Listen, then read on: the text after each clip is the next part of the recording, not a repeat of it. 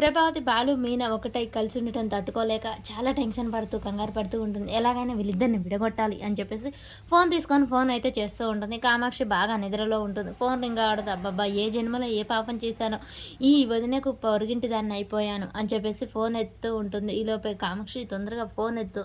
వదిన, ఏం చేస్తున్నావు కామాక్షి అని చెప్పేసి అంటుంటుంది. ఇప్పుడే పప్పుచారు చేసి, అప్పడాలు చేసి, 2 డస్ట్బిన్లు వేసి భరతనాట్యం ఆడుతున్నాను. ఏంటి మరి, లేకపోతే ఏంటి వదిన? అర్ధరాత్రి ఫోన్ చేసి ఏం చేస్తున్నావంటావేంటి? నిద్రలో ఉన్నాను. మీ అన్నయ్య అవతల గుర్రు పెడుతున్నాడు. ఏదన్నా చేసే వయసా మీ అన్నయ్యది? మీ అన్నయ్య గుర్రు పెడుతూ అవతల ఇంట్లో పడుకున్నాను, నేను ఇతల రూమ్లో ముసుగుదాన్ని పడుకున్నాను. అయ్యో, ఇక్కడ అంతా రివర్స్ జరుగుతుంది వదిన. ఏంటి రివర్స్ జరుగుతుందా? అంటే ఈ వయసులో నేను అన్నయ్య నిద్రపోనివ్వట్లేదా? అబ్బాయి, ఎంత విచిత్రంగా ఉంది అని చెప్పేసి అనగానే, చిచి అలా కాదు వదిన, మరి ఇంకేంటి అనగానే, ఆ బాలుగాడు మీన ఒకటే ఇకలు పక్కపక్కల. వినలేక చచ్చిపోతున్నాను వదిన అని చెప్పేసి ఇక ప్రభావతి అయితే ఏడుపు ముఖం పెట్టుకొని చెప్తూ ఉంటుంది. ఏంటి, అవునా, ఇంత సంతోషం విషయం అంత ఏడుపుతూ చెప్తావేంటది? నా బండరాయిలో మార్పు వచ్చిందనమాట. మీనా జీవితం పండిందనమాట.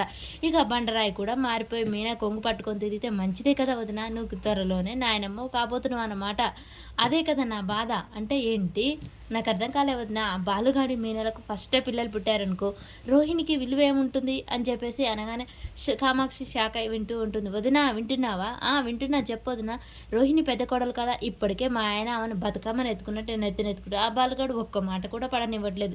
ఇక పిల్లలు అయ్యారనుకో, ఇక తనని ఒక్క మాట కూడా అననిస్తారా ఇంట్లో అని చెప్పగానే, కొడుకు కోడలు కాపురం చేసుకుంటే నిప్పులు పోసుకుంటున్నా కళ్ళల్లో, ఇసుంటి దాన్ని నేను ఎక్కడా చూడలేదు. వదిన, వింటున్నా? వింటున్నా వదిన. వాళ్ళిద్దరిని విడగొట్టే సమాధానం ఏదైనా చెప్పు. నీకంటే విడగొట్టే సమాధానం ఇంకేముంటుంది వదిన? ఏంటి? అదే చెప్పు ప్రభావతి వదిన. ఏంటి?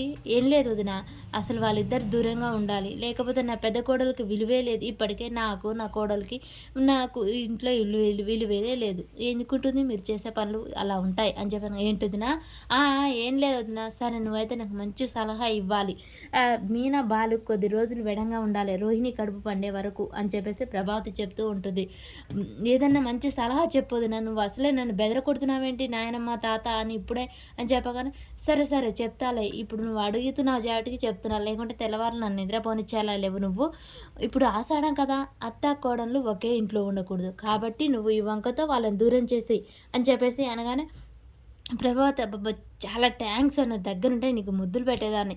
కానీ నువ్వు నన్ను తిట్టుకున్నా కానీ మంచి సలహా ఇచ్చావు. ఇప్పుడే ఈ చిటిక పాట ఇస్తాను అని చెప్పేసి ఫోన్ కట్ చేస్తూ ఉంటుంది. ఆయన, వదినా అవసరం తీరింది కదా, ఫోన్ కట్ చేసింది. ఆయన దేవుడు ఇచ్చే పిల్లలకు నువ్వో నేను అడ్డం పడితే ఏం చేస్తావు? ఆ దేవుడు ఎప్పుడు ఇవ్వాలనుకుంటే అప్పుడు ఇస్తాడు. మాకు ఇంతవరకు ఆ దేవుడు పిల్లలే ఇవ్వలేదు, ఏంటో అని చెప్పేసి కామాక్షి బాధపడుతూ ఉంటుంది. ఇక ప్రభావతి ఏమంటే మీనా వాళ్ళ అమ్మకైతే ఫోన్ చేస్తుంది. అసలు ఎందుకు ఫోన్ చేస్తుంది, ఏం చెప్తుంది?